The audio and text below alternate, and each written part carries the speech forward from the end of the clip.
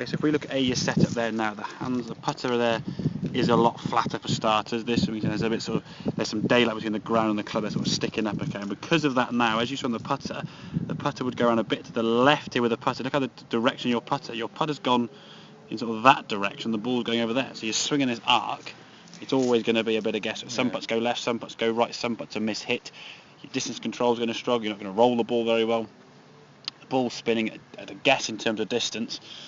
Good luck to holding putts. I mean, they might go in eventually, obviously as a good player as you are, but you're limiting yourself to what you know you can do. So I think in terms of feedback, always try and get some sort of evidence. Are you striking it properly? You can do that in the living room watching golf. I mean, you can stand there for 10 minutes a day just doing a continual swing back and forth with 2 golf balls or anything just to try and miss it. And you get closer and closer and closer. Like the Tour Pro is about 1/16 of an inch, roughly speaking. So if you get down to an inch or half an inch, you're doing pretty darn good. And that, to be fair, isn't too far apart. Maybe so a that bit would more. be without a golf ball, you say? Yeah, so you just stand there, just do continual swings back and forth without stopping, okay, back and through, just grooving a stroke. Because if the stroke is neutral, square back and through, you can go both sides each way. If you've got any arc in your putter, eventually the arc will sort of break down, you'll catch one of the ball.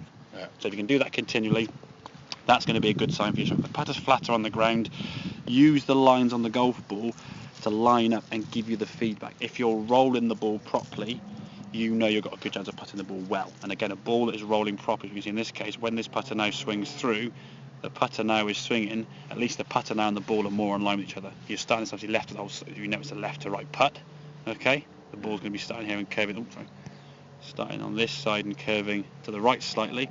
So the putter will be working more to the left, but the ball is starting at this one here, so it was a right to left, but the putter's aiming over there somewhere. So you've turned it that way and the ball's gone over there, just because it was the arc you were getting before. So this one here I think was certainly a better putt on the right hand side. It wasn't quite enough pace, so therefore come a little bit short, okay? But some of your putts still a little bit open the club face. So again, if you find you're not quite getting the roll, just make sure that club face starts a little bit further left than you think. Sometimes it's a bit open just slightly. But with low hands, it generally hooks the club. So to stop the ball going left, you just open the club face and done that. So you kind of exactly. Yeah, now that compensation is not needed to be there. You have the club face feeling flatter and squarer, and just keeping the back of that left wrist to target. So we're more with the wrist being this way, okay, as opposed to being this and this way, and then your elbow trying to do this to try and fight the wrist going this way. Your elbow's doing that, and those sort of two wrongs sort of making some sort of right. The ball will start somewhere towards target, and again, you're holding putts then just from the fact you're a good golfer rather than sort of the quantity of putting stroke. Okay, make sense? Yep, makes sense.